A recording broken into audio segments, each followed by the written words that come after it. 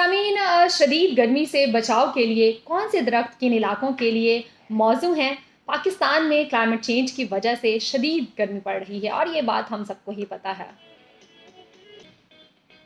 और हम ये भी जानते हैं कि जब इतनी ज़्यादा गर्मी पड़ती है तो उसकी वजह से इंसानों को हीट स्ट्रोक जो है उसकी शिकायत होती है, हीट स्ट्रोक होने का खदशा होता है और हीट स्ट्रोक की वजह से अमवात भी हो रही हैं। और अगर मैं आप लोगों से ये कहूँ कि कुछ रिपोर्ट्स के मुताबिक, माहिरीन के मुताबिक, जो कि हमारा जो मुल्क है, हमारे मुल्क में जो फॉरेस्ट कवर है अब सिर्फ 5% रह गया, यानी कि सिर्फ और सिर्फ 5% रह गया है। तमीम माहिरीन के मुताबिक पाकिस्तान में दरख्त लगाने के लिए जुलाई और अगस्त यानी कि मूनसून के महीने ज़्यादा सूटेबल हैं।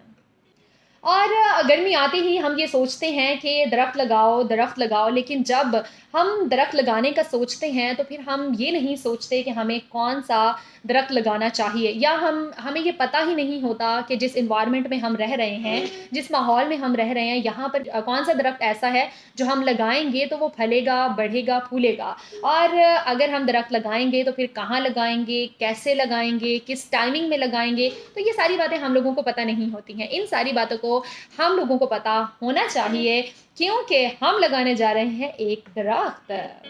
क्योंकि देखिए भावलपुर के मौसम की अगर हम बात करें, हम इस्लामाबाद के मौसम की बात करें, हम अगर मरी के मौसम की बात करें, लाहौर के मौसम की बात करें, तो बिल्कुल क्लाइमेट चेंजेस हैं। हर जगह पर एक जैसा एनवायरनमेंट नहीं है, तो इसीलिए हर खिते के हिसाब से जो दरख्त लगाए जाते हैं वो भी डिफरेंट होते हैं।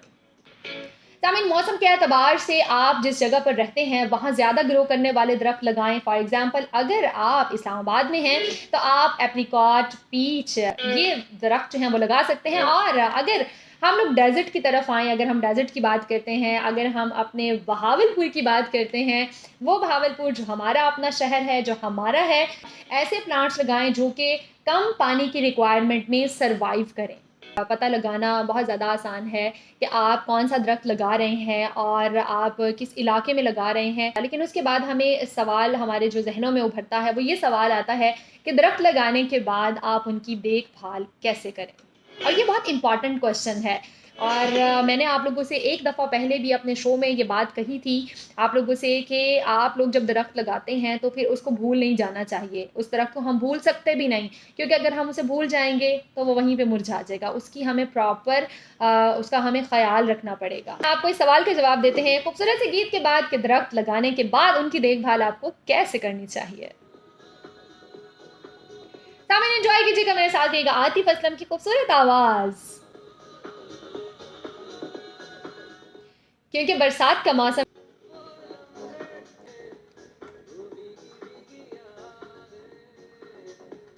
वो भीगी भीगी यादें। सामीना हम बात ये कर रहे थे कि दरख्त जो हैं वो कौन से लगाने चाहिए, किस एरिया के लिए, किस खित्ते के लिए कौन से दरख्त जो हैं वो अच्छे और बेहतर हैं।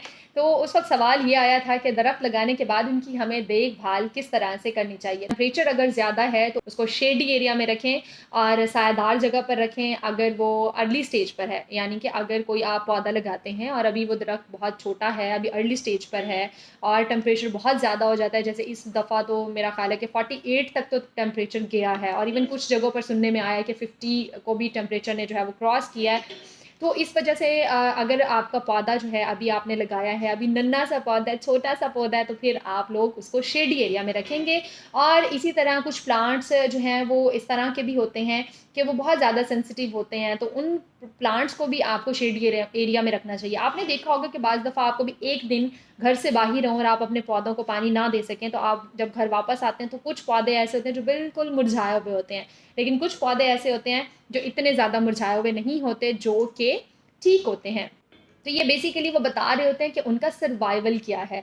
तो इसीलिए मैं आपसे ये कहती हूँ कि आप जब ऐसे पौधों को शेड एरिया में रखते हैं ताकि पौधे की जो अफ़साइश का प्रोसेस है वो ज़्यादा आसानी से हो सके। और पौधे जब अर्ली स्टेज पर होते हैं तो इसकी हिफाजत करें, उनको पानी दें। जब पौधा थोड़ा सा बड़ा हो जाता है तो फिर आप उसकी शाखें काटेंगे और उसकी जो उसको एक ऐसी इतनी मिट्टी, कम से कम इतनी मिट्टी ज़रूरी, जो एक रिक्वायरमेंट होती है एक पौधे की, आप उसको वो मिट्टी जो है वो उसको प्रोवाइड करेंगे ताकि वो पौधा अच्छे से फल फूल सके।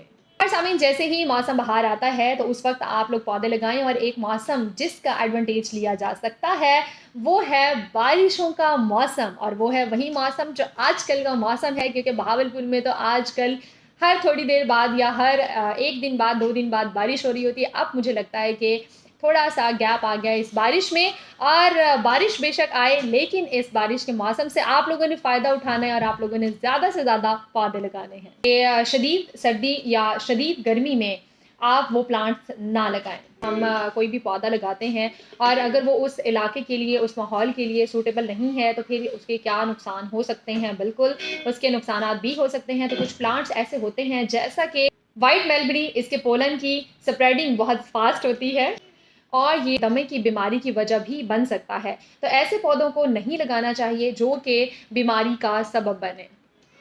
तो आप जब दरख्त भी लगा रहे हैं, आजकल मौसम भी है, मानसून का मौसम है, बारिशों का मौसम है, जुलाई अगस्त का महीना है, आप ज़रूर पौधे लगाएं। लेकिन आप जिस जगह पर रहते हैं, आप जिस इलाके में रहते हैं, उस इलाके के अकॉर्डिंग, थोड़ा सा उस माहौल के अकॉर्डिंग आप सर्च कर लें कि आपको कौन से पौधे लगाने चाहिए, कौन से पौधे उस इलाके के लिए, उस इन्वायरमेंट के लिए, उस इन्वायरमेंट के लोगों के लिए बेहतर बल्कि बेहतरीन है।